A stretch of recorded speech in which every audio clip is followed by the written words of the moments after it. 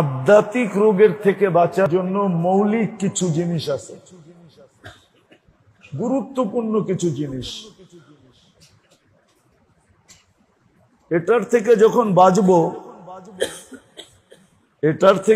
বাঁচবো, বাঁচা যাব, তখন আস্তে আস্তে আস্তে আস্তে আমার ভিতর থেকে আধ্যাত্মিক রোগ শেষ হইতে শুরু করবে। আধ্যাত্মিক রোগ শেষ হয়ে যাবে যদি মৌলিক জিনিসগুলোর থেকে, গুরুত্বপূর্ণ জিনিস থেকে বাঁচতে পারি। যেটাকে বলে সাম্মুল কল্ব, দিলের জন্য বিষ, দিলের জন্য সিন কিন্তু সানা, দিলের জন্য বিষ। এটার থেকে যদি বাঁচতে পারি মৌলিকভাবে, তাহলে দেখা যাবে দিলের রোগ থেকে আস্তে আস্তে বেঁচে যাব। দিল রোগ মুক্ত হবে। আর দিল যখন রোগ মুক্ত হবে, যেই বয়সেরই হোক, বুড়া হোক, জওয়ান হোক, নারী হোক, পুরুষ হোক, যে দিলের রোগের থেকে মুক্ত, দিলের রোগ থেকে মুক্ত হয়ে গেল।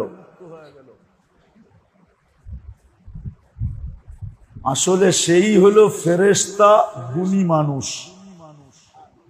ফেরেশতা গুণী মানুষকে মানুষ দেখা মাঝে মাঝে বলে না, লোকটা ফেরেশতার মতো, লোকটা, তখনই ফেরেশতা গুণী মানুষ হয়।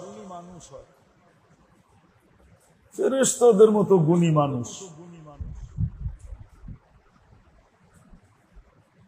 তখনই দেখা যায় যে পুত পবিত্র মানুষ হয়। তখনই আসলে ওই মানুষ হয় যেই মানুষের প্রশংসা আল্লাহ নিজে করছেন। দুনিয়াতে আছে কিছু লোকের প্রশংসা আল্লাহ নিজে করছেন, কিছু শ্রেণীর মানুষের প্রশংসা আল্লাহ নিজে করছেন। যেমন সাহাবাদের প্রশংসা করছেন আল্লাহ। সাহাবাদের কি করছেন? প্রশংসা করছেন।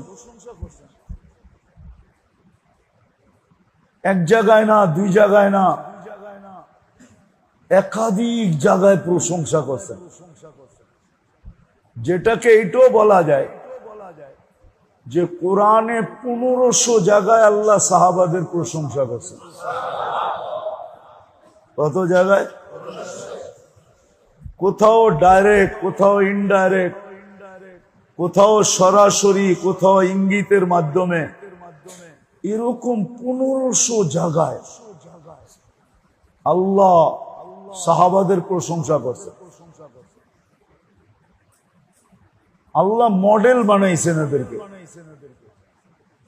শুধু মডেল বানান নাই, দুনিয়াতে এখনো কিছু লোক আছে যাদেরকে দেখলে মানুষ হেদায়েত পায়। এখনো দুনিয়াতে কিছু লোক আছে যাদের কাছে বসলে, যাদের সাথে চললে, যাদের সাথে উঠা বসা করলে, সম্পর্ক জুড়লে মানুষ হেদায়েত পায়, সঠিক রাস্তা পায়। এরকম লোক দুনিয়াতে এখনো আছে, যাদেরকে হেদায়েতের চেরাগ বলে। এরা হেদায়েতের চেরাগ হয়ে যায়।